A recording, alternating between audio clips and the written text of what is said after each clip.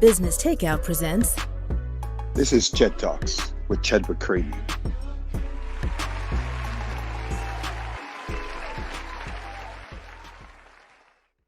Good evening, everyone, and welcome to another episode of Ched Talks. Ched Talks is brought to you by Business Takeout. Business Takeout is a nonprofit social enterprise that brings to you podcasts and other educational resources to our community. The mission is to bring wealth to the Black community. Thank you again for having us here tonight. Tonight's guest is Dr. Vidal Chavannes. Welcome to our show. Oh man, it's a pleasure to be here. Thank you for inviting me. Oh, it was my pleasure. You know what?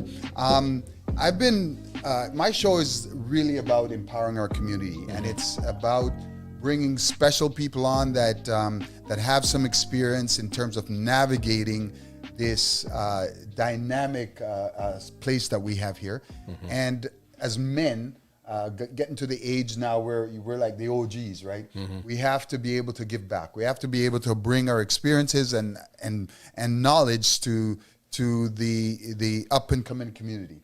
So I want to talk to you a little bit about your vast experience.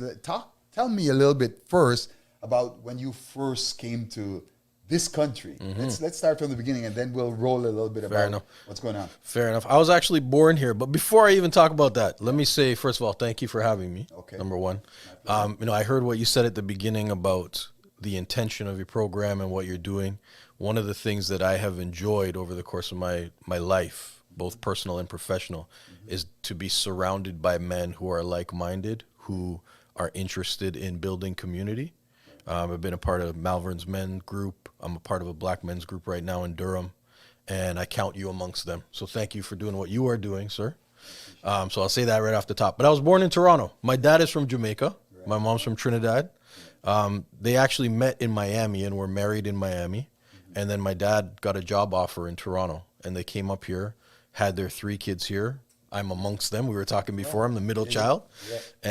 And I have stayed. So my parents are back in the States. Both of my sisters are in the States. Mm-hmm. But I am the lone soldier still in Canada. Okay, so you might have dual citizenship? I don't. Okay. When they went back, I was too old to qualify under them. Right. They did apply for us subsequently, and we got the email to go to the embassy. But at that point, I had met my wife, Selena, and we were building our family. Yeah. And just realized that this was probably a better country to be raising a family in. So Excellent. We stayed here. Yeah. So your first thing, you were a teacher. Mm-hmm. How did that go? I mean, I know the challenges that the education system have. Mm-hmm. And I know we spoke a little bit earlier, about, some of the philosophical differences. Mm-hmm. What was the greatest challenge in the school system that you found? Mm-hmm.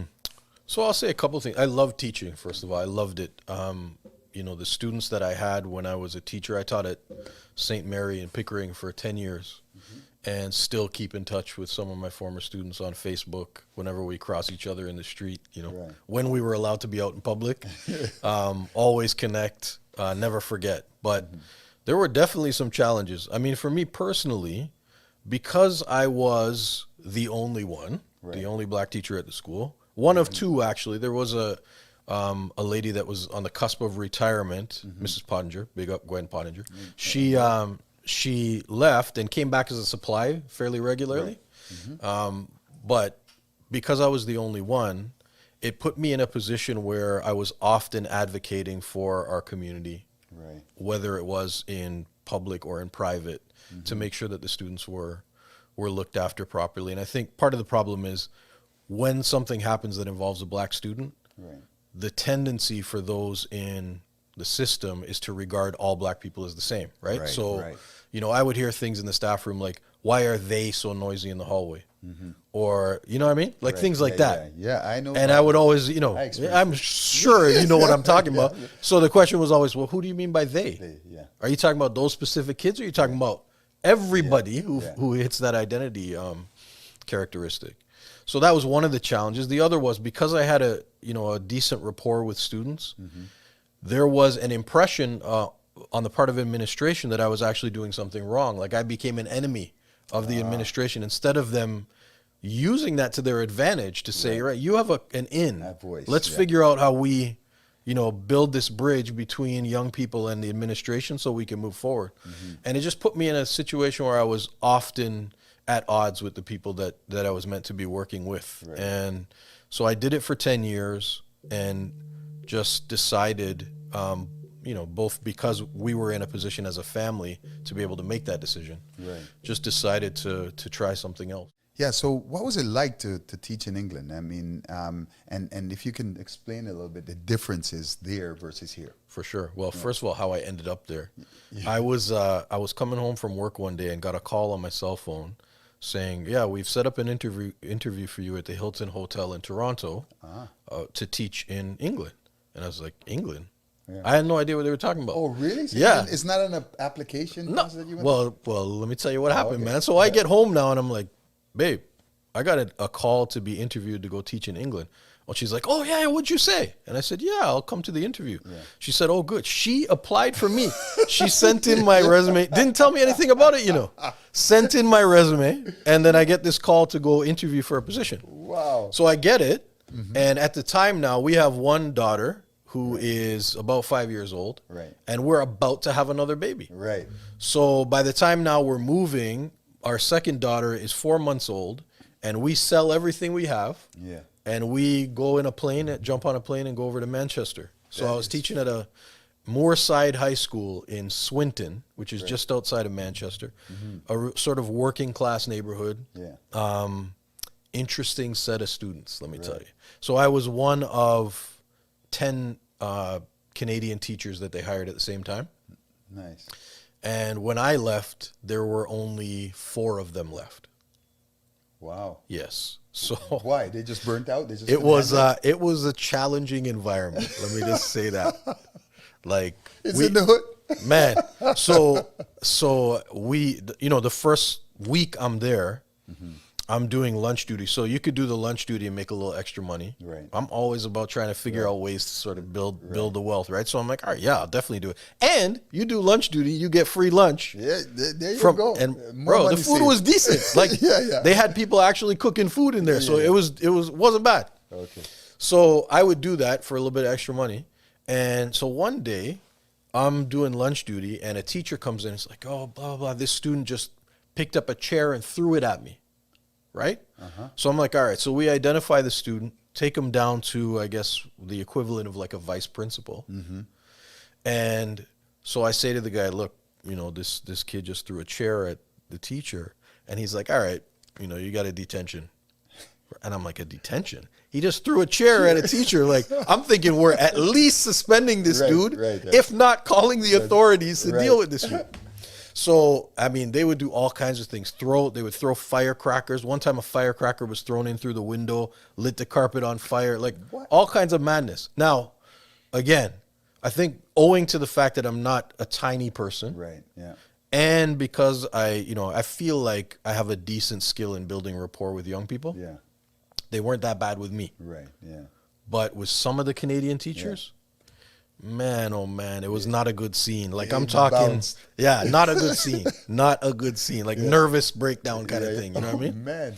But we might have stayed in Manchester, but our daughter, the one who was now 6 at the time I was going to school, had a couple of incidents that we just decided, you know what, it's not worth it, man. Like, let's just go back home.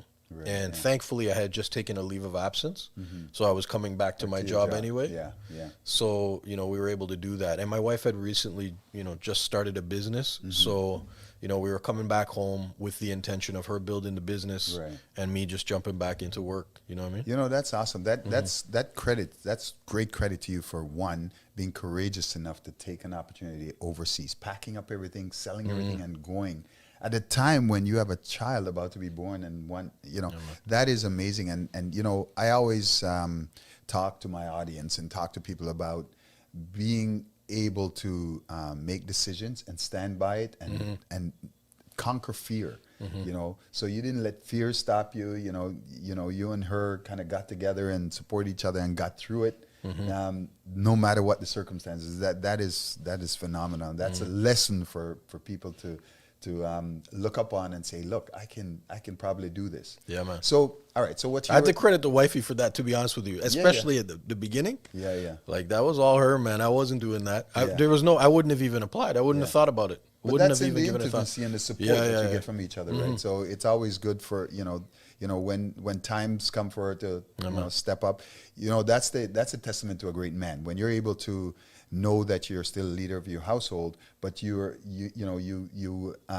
guys take turns when it comes time to step up and know that when you can just be of support and when you have to lead, and that in itself is a great synergy to be able to take advantage of. So you go there.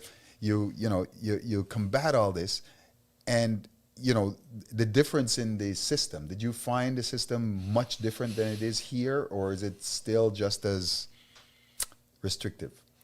Yeah, I think what I will say is wherever there are collections of black students and power resides in the hands of white folks, we have the same issues. Right. So right across the Western world in education, we have the same issues. Right. Because the system has been designed on a foundation of anti-Africanness. Right. It is in the roots of the system, regardless of where you are, particularly when it comes to Western nations. Like our public education system rests on that foundation. Right. So we find ourselves in that issue. I mean, that's both in the UK and here and in the United States. I'm sure you're fully aware. I'm fully aware.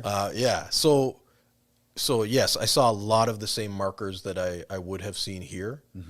The school that I was in, to be honest with you, wasn't particularly diverse. It was a lot of white folks, but they were lower on the socioeconomic bracket. Right. And so there wasn't a tremendous amount of opportunity for me to observe what happens with black students in particular. But certainly I saw the ways that the economic caste impacts folks in a lot of ways in similar fashion that it would here. Right. So I think there were a lot of things that made it very similar. Right. So what leads me to the question, is it more of a socioeconomic condition that creates the biases, or is it more of a racial divide? How do you consolidate which is which? Like, I think it's both and. Right. I think it's either or. You know what I mean? Right. Okay. And when you are somebody whose identity characteristics intersect with both, then you find yourselves further marginalized by the system, right? Right. Yeah. And that's really the thing that's important for us to recognize about systems. Regardless of the identity characteristic that we bring, there are some people, for example, that will walk into the halls of a school and the various identity characteristics that intersect to make them who they are bring more levels of oppression. Hostility. Right. And so when we, as leaders in the system, design our policies and our procedures to address the ones who are most marginalized, then everybody gets caught up in the wash. But what we do is we go to the lowest hanging fruit. So we'll have like a policy around gender, and that's gender in the binary, man and woman. So we'll have a policy to address women in education or to address women in law enforcement. I see. And not take into account the fact that there are folks that are coming there with different identities that intersect with them being a woman that further push them out. So the people who benefit are white women and everybody else is left behind. Right. Okay. That's kind of how it has operated in North America in particular over the last little while. So that years ago when you remember when they first brought in the affirmative action, and part of the requirements were that 4%, I think, the workforce in your company had to be some kind of minority. And what did they do? They filled it with all white women, right? Well, certainly. That was the way they kind of circumvented that process. And I recall, one survey saying, well, this is not fulfilling what the requirements are. So, I could see that. So that's a huge challenge and undertaking. How do we change the system? How do we, obviously over the last year, with the rise of with the pandemic, there's a rise of consciousness because people are sitting home tied to the tube, They're looking and they're seeing that there's a clear and obvious disparity in terms of not only education, how things are handled from the policing, government, just about at every single level. So I know you're specific to education. How are we going to change the system? How are you, as I always say, every journey begins with but one step. But are you in a position now where you can help to change the system, or is there anybody in a position to change the system? Yeah, so I think, because it's a multifaceted problem, Right. we got to have a number of different solutions operating all at the same time, right? Okay. So, and that's why systems don't change, right? So we get folks who get into positions of leadership who have benefited directly from the system and then ask them to change it. So I'm going to say to myself, all right, so you want me to dismantle something that has actually allowed me to succeed. Right. And so we do these sort of half-step measures to address what's happening because we don't actually want to dismantle anything. Right. We just want to figure out how we can help a few squeak through so that we can rationalize the fact that we're there. And that's, believe me when I tell you, I am not saying that to point fingers at anybody, because I operate having benefited both from the system, the education system, and right now my checks are signed by law enforcement. Right. So I recognize, believe me, that I have benefited from systems that have caused people pain. Right. Right. And if you have a job in North America, you likely have benefited from systems that have caused people pain. Right. Right. So how do we address it? Jeez. Good question, man. So I think, first of all, we have to commit, if we're talking specifically about education, we have to commit to the collection and analysis of race-based data. Right. Not that we don't know what's happening, but in order to justify funding, if we don't have numbers to back up the anecdotal evidence, we'll be in trouble. And right now, the only school board that has really committed to that properly has been Toronto. Right. So we do have some data, but the other ones need to follow suit for sure, 100%. Right. Secondly, I think it's important that we provide adequate training, and you're not going to train your way out of this problem, but people need to come to grips with the biases that they bring to bear on young people in the system. Right. Right. And, we were talking before about the realities that exist in education and why I decided that, I had enough and it was time to move on. There needs to be some coming to grips with the fact that people, and if we're specific to now our community, that people look at black students differently than they look at others. Right. Right. And it is imbued in them both from everything that they take in from the media, but also from the system that they have gone through to educate themselves. It is part and parcel of the way that we teach here is anti-African sentiment. Right. So that is another thing. We have to make sure that we're addressing that. And that's really only going to change when we attach some, not only measures to it, but some dollars and cents to it. Right. So not only are we going to fund programs that help to bridge the gap, but we're going to punish you financially if you're not engaged in those programs. Right. If you don't do that, nobody's doing anything. Right. So I do work with the university system right now, right? And I think it was in 2016, the University of Toronto said for the first time they were going to start collecting race-based data and reporting on it. Right. And it is 2021, and there has been no report. And so unless the ministry says, look, we're going to pull back your per-student grant if you don't deliver your numbers and then set some goals to address them, right? We got to have both and. We're going to fund programs. We're also going to pull money back if you're not engaging in it. And that doesn't mean if you don't have 50% of your population that's black or a woman or whatever but we have to set targets and incentivize improvement. Otherwise it's just not going to happen. There's no way to kind of bring the starting line any closer unless you start to make it not only rewarding but punitive. Yeah, man. Okay. No doubt about it, man. Jeez, that is a conundrum. So how can we as our own community help? Because I know sometimes we're tough on our own community. We're tough on how we view ourselves. We're were tough ones, and it's kudos to you for even admitting to that. Here's a system that I benefit from, but you know, and they signed my check, and here I am working with them. How do we, in our own community, one, forgive ourselves for some of the atrocities that's been happening, and some of the, you know, the system that's been set up that we're failing at, and secondly, how do we move forward? What can we do to contribute to a better future for our own kids? So first I will say that if we're talking about education specifically Education. We'll talk about the police. Yeah, for sure. Afterwards. So if we're talking about education, the system has been designed for us to fail. Right. So it's working. Right. So we don't bear any responsibility necessarily when we do. That being said now, certainly there are some of us who aren't doing what we're supposed to do. Right. We know this. We know this, and that is not to excuse that.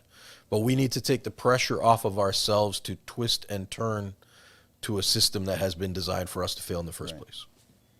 So there are a couple of things that we as a community must do, and that is to support one another, like you're saying, like stand behind each other, hold each other accountable for sure. For sure. Yeah. But also hold the system accountable for doing what they're doing. And we can do both at the same time. Right. So, I mean, I think the easiest thing to do, let's talk brass tacks. Like if you have the capacity to identify one child who's not your own and just be a voice of support, someone that they can come to, someone that helps connect to the family, like that knows the parents, that can stand in if the parents can't be there, like in a sort of first step kind of spot, we can do that. Right. And then those of us who have the capacity to do it on a larger scale, to you know, provide an opportunity for a group of young people to come together, to talk, to get their ideas, to give them, again, a place where they can voice some of their concerns. Right. 100%. We also have to empower them. Like, this stuff that you're doing, we were laughing before because I didn't know that a podcast had video. You know what I mean? Like, these kids who are coming up now have a sophisticated way to be able to connect with each other. I agree. That I don't know a damn thing about. Sorry, I don't know if I'm supposed to. Oh, no, you can say that. I'm just saying that. You can say that. I don't know a darn thing about. That they can use to advance, you know, their own goals and their own businesses and their own life in a way that we never could. And just empowering them to use those tools positively and for uplift and for, you know, personal and professional development, you know, are small steps that we can take. Right. And when we hold the system accountable now, we do it with our vote, we do it with our dollars. You know what I mean? We are as vocal as we can be when we can be, right? In our places of work. Yeah. I'm at a place now where I can say what I have to say because I know at the end of the day, if they say we don't want you to be here anymore, I'm going to be okay. Right. There are a lot of people that aren't in that situation. And I will never blame them for not being that voice of change, because there's a whole bunch of folks around them who see it happening that aren't doing anything. Right, I agree. That's not our responsibility, man. Right. Yeah. The folks that are benefiting from the system need to be the ones to change it. Change it, yeah. 100%. So you can never be you can't have the victim be the one that's going to fix the problem. And that's the way it always is, right? Every time, man. Yeah. Every time. Okay. All right. So let's talk a little bit more about the other system, the police system. I know you're doing some work with them in terms of education and in terms of building programs that are helping. Tell us a little bit about that, and what can the community as a whole look forward to? I mean, you know, certainly there's a huge mistrust.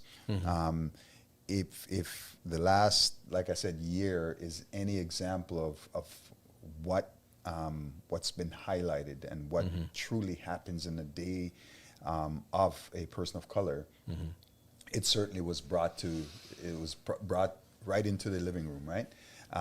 The whole George Floyd incident and you know, and that's just one, because, you know, people try to rationalize that, saying he was a bad guy and all that, but if they look at all the many other that happened, and we truly haven't addressed it, and we haven't used it as as a showpiece. It just so happened that was so graphic, so public. And yes, obviously it's there. So what kind of things are you doing with them, first of all, if you can tell me that, and then we can dig a little bit deeper in terms of what our community and what us, watching here tonight can do to help. Yeah. So first of all, I know you know this, but bears repeating anyway, whether or not George Floyd was a bad person can't justify getting murdered. Nobody deserves that. Fair enough. So I actually started off as interesting. So I was telling you before, taught for 10 years, worked at a couple years at Humber, worked at a couple years at Durham, and then in 2012 decided to go out on my own and was consulting, largely in the education space with colleges, universities, private organizations. Did a little bit of writing for the World Bank, like really cool projects that I got to be a part of. And then I took my daughter to track one day, and there was another guy there taking his daughter to track. So we started talking. He said, "So what do you do?" And I was saying, consult in education and training. He said, "Well, I might have an opportunity for you to consider." Right. And he sent me some information about Durham Regional Police. Right. And there was a position, not a full-time job, sort of largely a consulting contract kind of thing, to be the dean of the Police Education and Innovation Center. Right. So managing the team that was responsible for all use of force and academic training that the officers get. So I said, this sounds interesting. Totally different industry than I had ever been a part of. Yeah. But when I think about, using the skills that I have to try to advance important initiatives, I thought, man, this is an opportunity that I can't turn away. Right. So started doing that, and it was interesting. It's definitely an interesting place to work. I mean, there's a dynamic that exists. There's definitely sort of a gap between uniform and civilian. Right. For sure. Yeah. So I'm a civilian. Right. So I really, shouldn't have any perspective on policing. That's that's the Oh belief. yeah, that's the belief. So that's the first thing. The attitude. Yeah, and then I don't look like anybody else on the leadership team. Right. Okay. So that is also another dynamic. And you have a lot of battles to fight. Yeah, no, it's interesting, right? It's just an interesting place to work. Yeah. And I have trouble keeping my mouth closed, so that is also a problem. So I started doing that, did that for a couple of years, and really it was at first just learning what takes place, right? And noticing that there are limited ways that exist currently, and I'm not saying this specific to Durham, this is across the industry, to really identify whether or not the education and training that officers are getting is indeed effective. Right. Like there is very little means to do that. So we were starting to build some things around measuring whether or not there has actually been impact, right? So did that, and then an opportunity came up for a position at the service in a full-time capacity as Director of Strategy, Research, and Organizational Performance. And I was encouraged to apply for it, and I did, and I got the job. And so what I do in that capacity is I manage the team that works on identifying key performance indicators for the service, manage all of the crime analysts and all the research analysts. Right. I'm also responsible for continuous improvement, for the auditing function, and then for equity and inclusion. And that is a recent addition to the job, largely because of what I'm bringing to the table. Stand. Yes. So after the George Floyd incident, obviously a light was shone on policing and the gulf that exists between police and communities. Right. And so we at the service came up with 4 initiatives in response that are meant to help address systemic barriers. Right. First of them is the collection of race-based data in all police public interactions. Now, why wasn't that there from the get-go? Like, they've been doing it in the United States for a long time, and it still don't help. It never no, and I'm not necessarily saying it will, but it's part of the equation, right? Like I was saying before, if you're not measuring up something, you don't know if it's anecdotal. I'm not downplaying the importance of anecdotal data, just simply saying that if you don't have the numbers to back it up, it becomes difficult to, Sure. to rationalize some of the decision making. Yeah. So I don't know why it has taken so long, but right now in the province of Ontario, they've mandated the collection of that data for use of force incidents alone. That's it, just for when use of force is applied. We have decided that we're going to expand that to all stops, searches, arrests, everything, all police public interactions. Right. So that's one. The second one is to include community members in our hiring process. All right. And this is something that is novel. Nobody's doing it in the Right. province. So we want, for the first time, not only to make sure the community understands what is looked at when we hire new constables, but also have them be part of the decision making. That's So, very interesting. You know, take a look at the profiles of the applicants, ask some questions, and be in a position to provide some feedback. Right. So that is a novel approach that has not been tried to this point. So that is another thing. And we started it for the first time. There have been some hiccups, both internally and externally. Right. Sure. Right? Of course, because it's course, new, yeah. but it's coming. And I think it's going to be a positive thing. So that's another thing. And then we've committed to annual anti-racism, anti-black racism, and bystander intervention training. So what do you do if you see somebody do something that you know is wrong? How do you deal with that? Right. Or if you see them do something or say something that you know is wrong, how do you Right. deal with that? So the regular training. And then the last thing is to conduct a demographic census of the organization so we can identify any disproportionalities or disparities in the service itself, from Right. promotions to opportunities. Like, where are we falling behind with our own members in creating a more equitable organization? So those are the 4 pillars of the strategy. Right. And we have made some progress for sure. We have a long way to go, but Sure. it's things are good. It's, you know, I find myself in a place where I can have some impact. Right. And that is kudos to, I mean, I'm not to suggest that everybody is welcoming the changes with open arms, Sure. but they're open to the discussion, which is you know, more than I can say for a lot lot of places that You I've had a been. big retirement where a lot of people retired, so maybe that'll help. maybe Yep. because you know the one thing I can always say is that you know the younger generation, the millennials. I mean, they stand to inherit you know truly a system that is on the cusp of change. And the younger generation, I really believe that they've got an advantage in that they're smarter. They're certainly aware of the sensitivities that are out there, and I think they're more of they're of a one culture as opposed to multiple culture. And when I say that, I talk about the hip hop culture. It seems like all these kids, no matter their walks of life, that's the culture they've adopted, and they're calling their parents and they're calling the older generation on their bullshit. Right? They're calling them and saying, "Hey, you know," and that's why I say this cancel culture. Some people are against it, but I'm saying, you know, cancel culture is just a bullshit detector. They're detecting it, and they're calling people out on it. For sure. Oh, so we can curse in here. First of Oh, all, I heck didn't yeah, know go that, ahead. man. Say You didn't tell it. me that. Tell me. I didn't know that was part of the rules. Passionate, man. No, that's fair. That's good, man. No, you're absolutely right. There's Yeah. definitely a difference. Right. Like, we were having a conversation around the dinner table the other day and talking about putting your pronouns beside your name, right? Right. Yeah. Which I don't do. Right.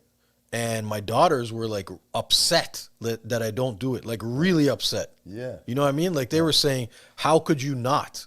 And I was trying to say, look, I don't have any problem with anybody, whoever they are. You be who you want to be. Right.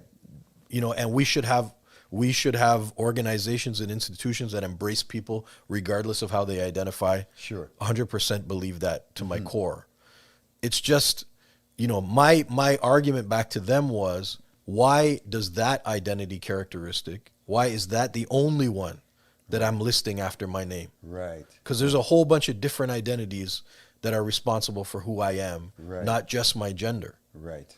And it was a really interesting conversation at the table. That is a good point. But Maybe you know I what? should bring your daughters to Yeah, have this conversation. yeah, man, definitely. But they're like, Yeah. that's like, for them, that's a real serious issue. The gender thing has become a big issue for them. Right. Where for us, it wasn't as big a, Yeah. you know, that wasn't the social movement of the day, right? We were talking about other things, you know, we were Spike Lee generation. Right. We were talking about, you know, that kind of stuff. And it's different. You're absolutely right. It's a different mentality.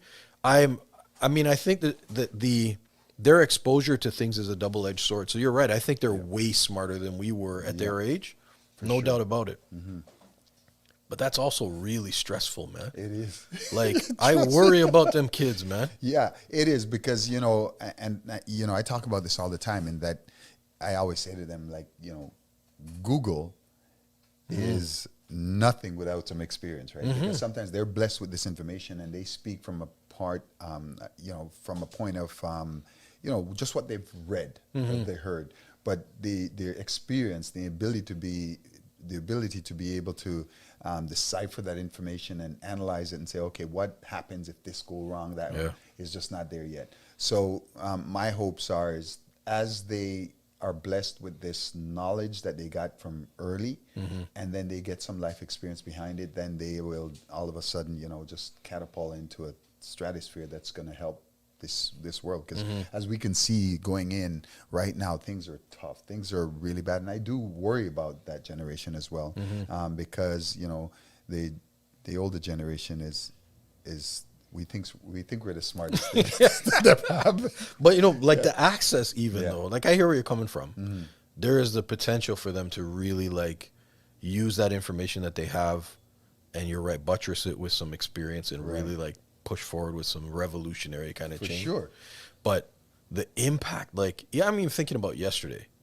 So I'm at work yesterday, and then my son, who's 13, can go on MSN, and he's seeing people in Afghanistan hanging from a plane trying to, and falling to their death. Right. Right?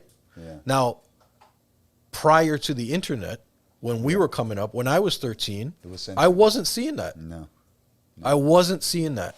Now, if my parents sat me down and we're watching the news at 6 o'clock, and we have an opportunity to discuss it and talk about context. So now these kids are dealing with some stuff, man. Like, I wasn't worried about my plane blowing up when I was growing up. Like, they're dealing with some stuff that is different because they have all this access. Yeah. And if we don't recognize that, like, we have to be extra vigilant about not only providing them some time to just chill, but also then being able to like communicate with them and say, yo, like, that was messed up. Yeah. You know, like, let's talk about why that stuff is happening. Yeah. Let's talk about the larger context, because otherwise, man, like, that's just stressful. I know. It's and just stressful to be. You know, and a lot of people don't even think about it that way, because I, you know, sometimes we're saying, yeah, they have the internet, they have this, and they're looking at bad things. Yeah. But yeah, they're looking at bad things, right? They're looking at bad things. Right. So, but then when you put in the context, is how do they deal with it? You know, because one of the questions that I've had, and the things that we've talked about to some of the younger generation, to parents, is you know, not being that helicopter parent that's constantly you know, shielding them from everything. But at the same time, you're not, because as you said, they have the internet, and they have these things that, you know, maybe it could be a great part of why we're seeing so many with you know, issues now that they're unable to deal with, right? And having that sensitivity to be able to have the conversation. Yeah, man. Shoot, our parents wouldn't talk us to about anything. No, that's what I mean. Like, if we had the internet, I would have been better off. Yeah, trust me. But yeah, that's what I'm saying. Like, it's so what we try to do, like, to be sort of proactive about it, is we talk to them about things that they may have seen. Right. Okay. Right? But we also try to create an environment where they can bring up stuff that we would have had no idea that they saw. Right. Right? Now, it doesn't work all the time. No. But that's the kind of environment you're trying to establish. I figured that one out early. Right? You know what I did? Right? I just made my house kid-friendly. Right. And I would be the one that drove the kids to the sporting games all the time. because I was a coach. So you're like a fly in the wall. They'd Yeah. be talking about stuff in the back and forget that you're there. Right. So I would capture everything as, okay. And I wouldn't say anything at the time, but Yeah. later on, you get an opportunity to kind of a teaching moment, or you get Yeah. to deal with it. Oh, okay. That's good, man. And that's, I mean, that's what I mean. Like, that's one of the responsibilities that we have. Yeah. And that's one of the things that you can bring to another young person that maybe doesn't have that, you know, a parent like you, Right. that's going to be listening and have even the time or the capacity to sit down and say, yo, like, that's kind of messed up, bro. Yeah. So let's talk about that. Right. You know what I mean? Yeah. Yeah, that's good, man. I mean, that is so inspiring. So I know, tell me a little bit about this. You said there's a men's group that you have that you guys are Yes. addressing. If you can give me some information about that. Yeah, man. So I was saying before, I was part of a group called Malvern's Men Making a Difference. And it was a group of guys who either grew up in Malvern or had previously lived in Malvern. And we used to meet at the Scott Westney House every Friday night. And after the basketball program at the rec, the young people would come over, we'd have food, and then we would just talk. And it was an opportunity to introduce ideas, people that they may not have had exposure to before, right? So we had a whole bunch of people come out and just kind of interact with the young people. Right. Because in Malvern, if you're not running a basketball program or a DJ program, there's not a whole lot of programs out there for the kids, right? So we were, and I'm saying that, I know there are a lot of people that are committed to assisting youth, but Right. Malvern actually is an area that has more young people per capita than any other in the GTA. Right. So, and we know it's home to some of the more highly publicized incidences of violence, right? So we did that for a long time. And then all of us, except one, moved to Durham, right? And so we're like, you know, we were still going. We were driving there every Friday. And then some of our funding, we had gotten some funding from Toronto District School Board, and it kind of dried up. So we were trying to figure out how we could keep the food going. And if the food dries up, the participation dries up a little bit. Gotta Fair feed enough. Gotta feed Yeah, them. I gotta feed them. So you know, and our capacity to be there was also, we were losing the space. Like it was a difficult time. So the group just kind of stopped, you know, congregating in Malvern. And then we were talking. We're like, why can't we recreate something in Durham that is similar? Right. So I actually just started connecting people on WhatsApp, like people in my contact circle, and saying, hey, you want to be a part of this? I'm going to add you to the group. If you don't want to, just pull yourself out. It's all good. And just started adding my contacts to it. And so we had a couple of meetings virtually on Zoom.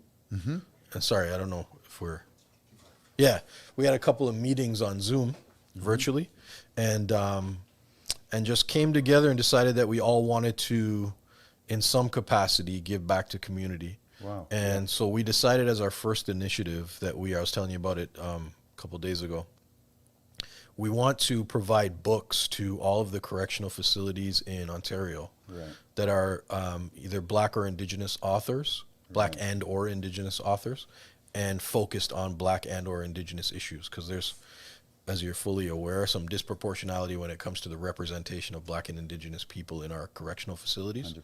Yeah. So that's our first project. And we actually connected with the Ministry of the Solicitor General, so they're aware of the project.